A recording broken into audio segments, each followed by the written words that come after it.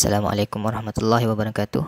Saya Ahmad Nazmi bin Muhammad Yusof selaku pembentang pertama bagi kumpulan 3. Jadi kumpulan kami akan membentangkan tentang Malaysia Road Transport Policy, Regulation and Legislation. Untuk subtopik yang pertama adalah Roles and Function.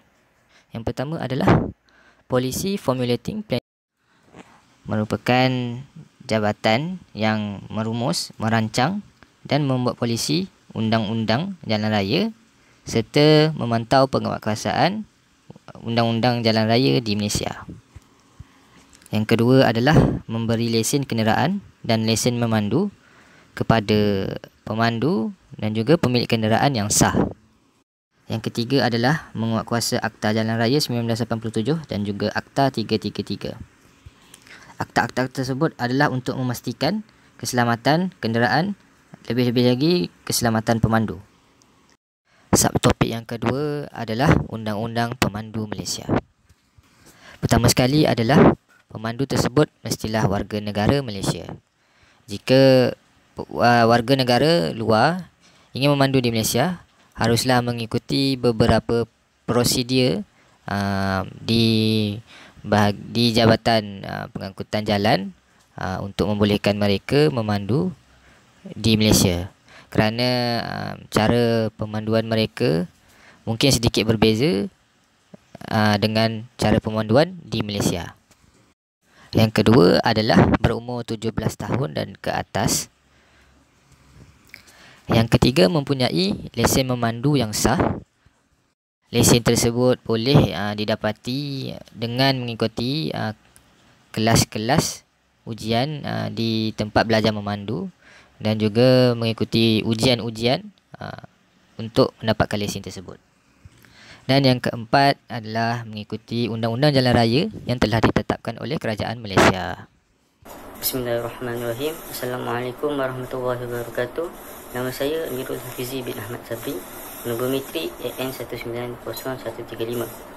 Baiklah, bahagian saya ialah Vehicle Regulation and Legislation. Jadi, pada mulanya, regulation. Maksud regulation dalam bahasa Melayu ialah peraturan, manakala legislation merupakan perundangan. Jadi, terdapat beberapa peraturan dan perundangan yang digunakan terhadap kenderaan sendiri. Kerajaan Malaysia menerusi Kementerian Pengangkutan telah menganggotai World Forum for Harmonisation of Vehicle Regulation pada tahun 4 April 2006. Jadi dalam peranggotaan ini, Kerajaan Malaysia dia tanda tangan satu perjanjian 1958 yang bernama Agreement Concerning Adoption of Uniform Technical Prescription. Jadi dalam perjanjian ni dia ada satu kandungan yang menunjukkan kenderaan ni dia ada beberapa spesifikasi yang perlu diikut. Contohnya kebesaran dia, average kebesar satu kenderaan.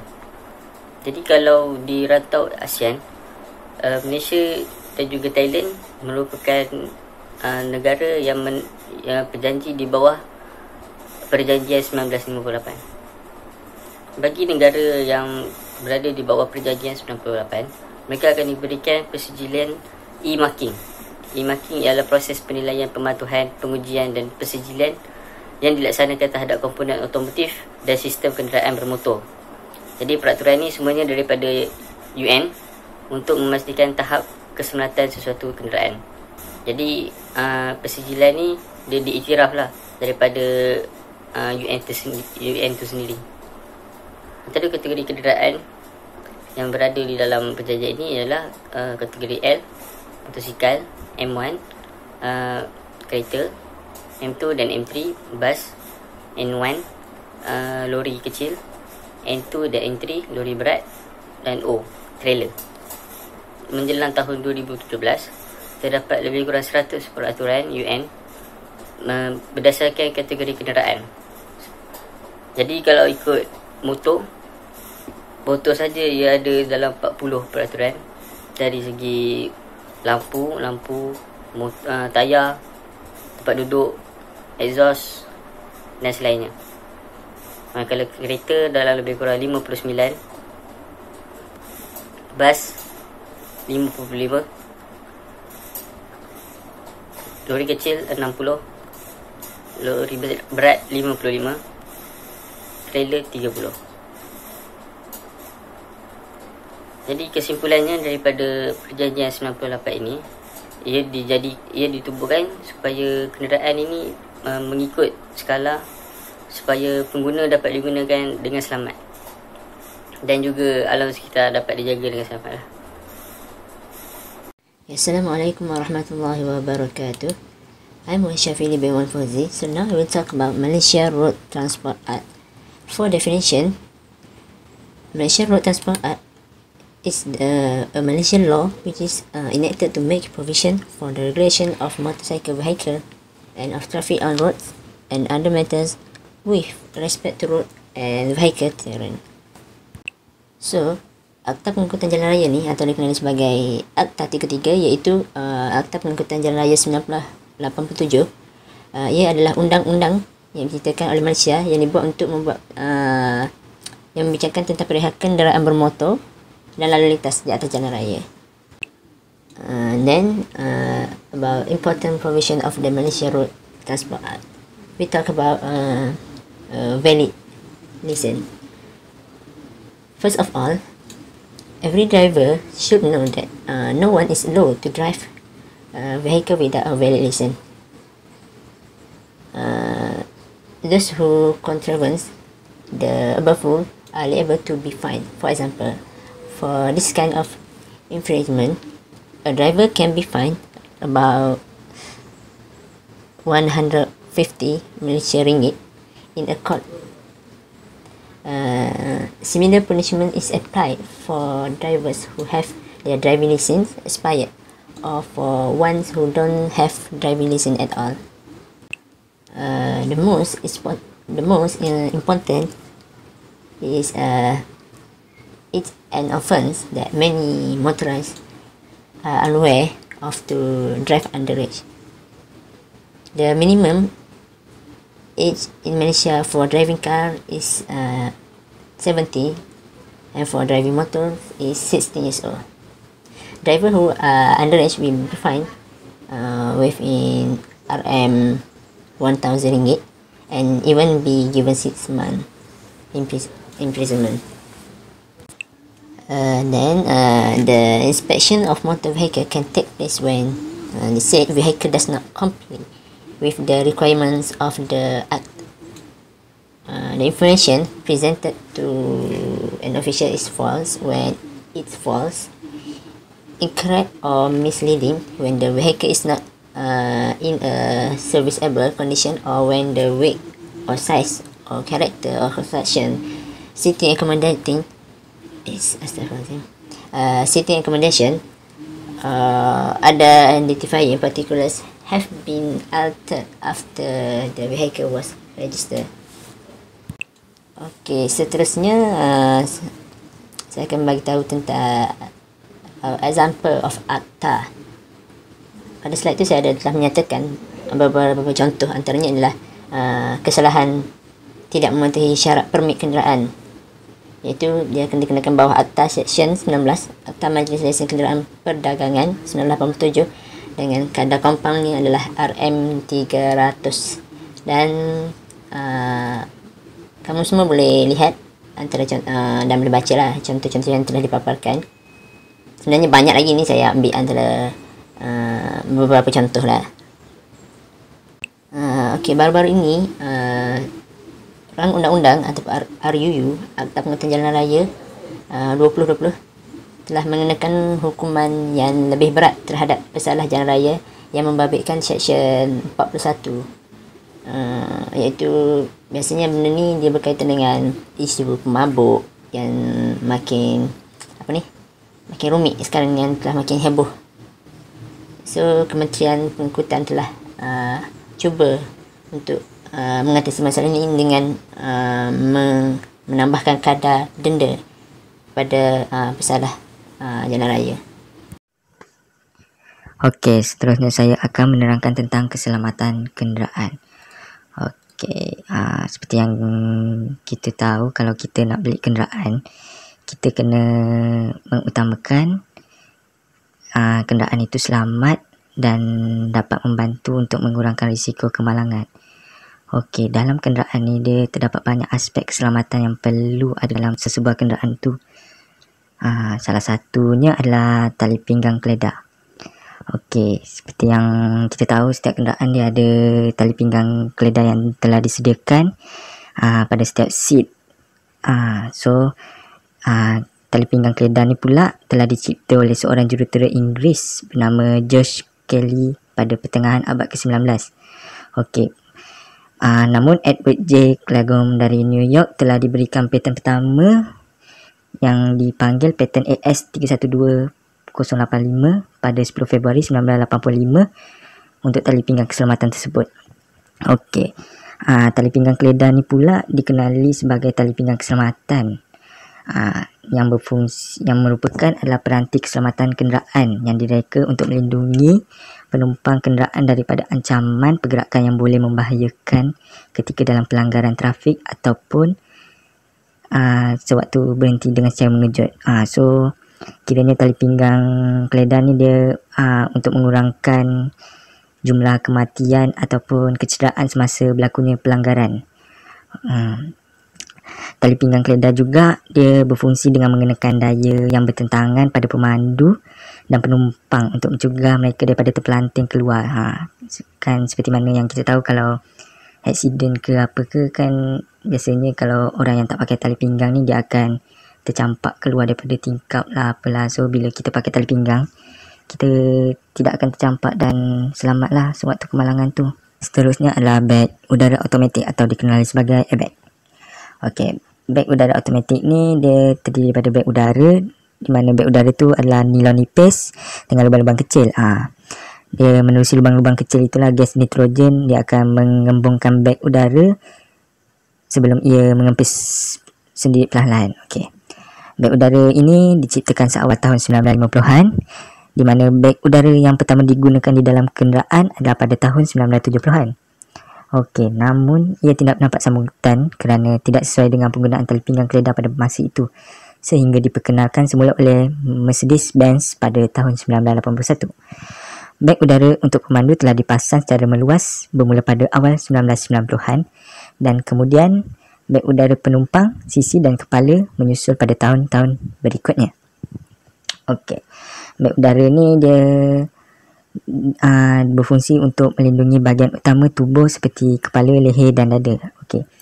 Seperti yang kita tahu, kalau sebuah kenderaan tu kemalangan, dia beg udara ni dia akan automatiknya tersendiri keluar daripada bahagian-bahagian tertentu bagi mengurangkan impak kepada pemandu ataupun penumpang di dalam kenderaan itu. Okey.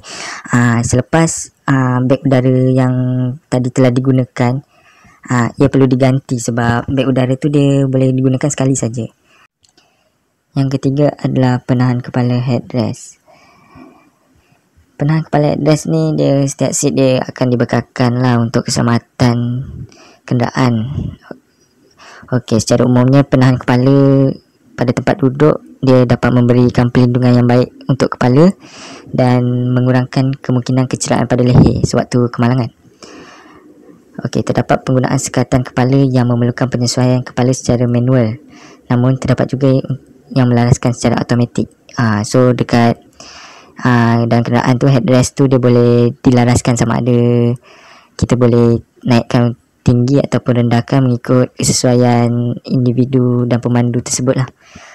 Bagi mengelakkan sewaktu kemalangan, untuk mengelakkan daripada kecederaan pada bahagian leher dan sebagainya. Seterusnya yang keempat adalah cermin kereta hadapan. Cermin kereta hadapan kebiasaannya diperbuat daripada cermin anti pecah ataupun cermin berselerak. So cermin depan ni biasanya kuat lah sebab misalnya kalau kemalangan, kebiasaannya cermin akan pecah, tapi cermin anti pecah yang digunakan pada bahagian depan untuk mengelakkan dia pecah ataupun serpihan-serpihan tu terkena pada pemandu sewaktu kemalangan berlaku lah. So dengan cara ini pemandu tidak mengalami cedera yang teruk akibat daripada pecah cermin selepas kemalangan tersebut.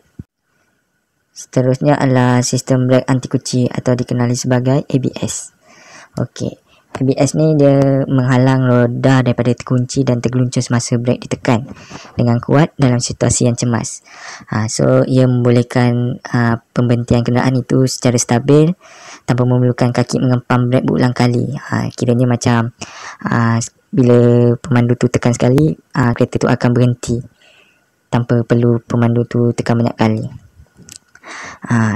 Perkara ini adalah penting untuk membantu pemandu mengekalkan kawalan steering. So kiranya sewaktu pemandu tekan sekali, dia dalam pada masa yang sama dia boleh mengawal steering tu untuk mengelakkan kenderaan daripada berlaku kemalangan yang lebih teruk.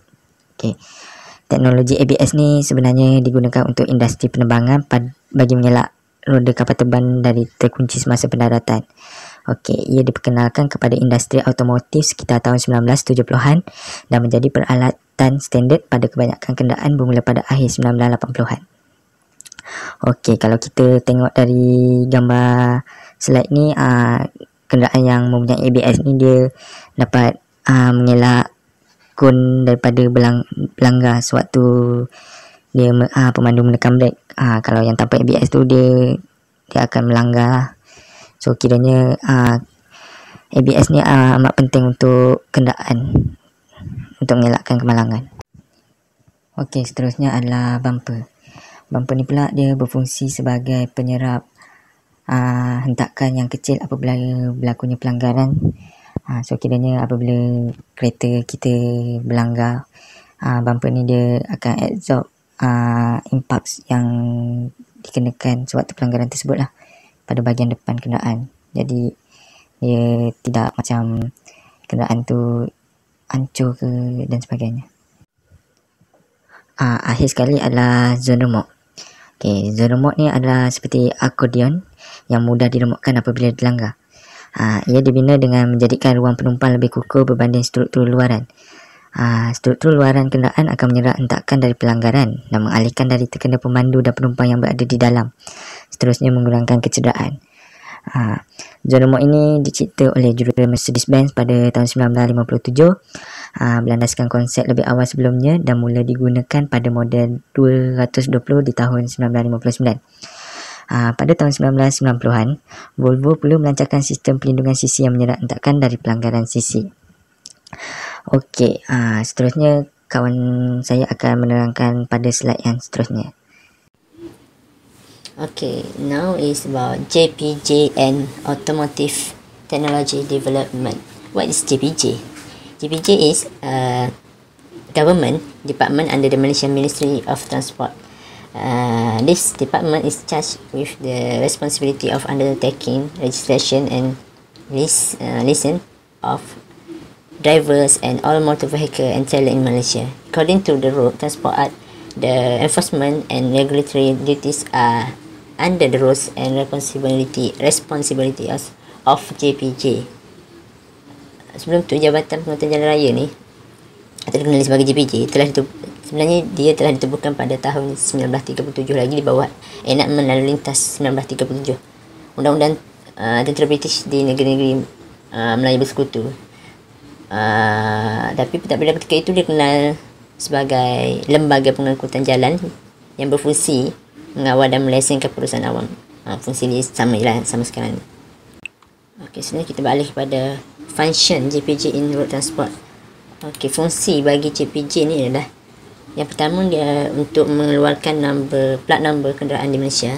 Yang kedua adalah untuk mengeluarkan atau mengesahkan lesen bagi pemandu-pemandu di Malaysia.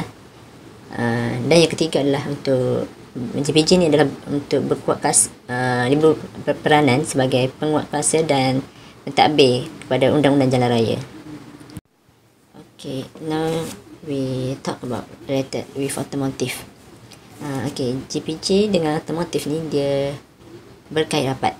Maknanya sebab JPJ ni JPJ merupakan sebagai tempat ataupun sumber yang memberikan nasihat teknikal mengenai pembinaan dan penggunaan kenderaan bermotor Di mana contoh kalau sebuah syarikat ingin mengeluarkan produk kenderaan, mereka perlu mencipta atau membuat produk-produk mereka mengikut prospek-prospek yang telah dinyatakan di bawah Akta Undang-Undang Jalan Raya.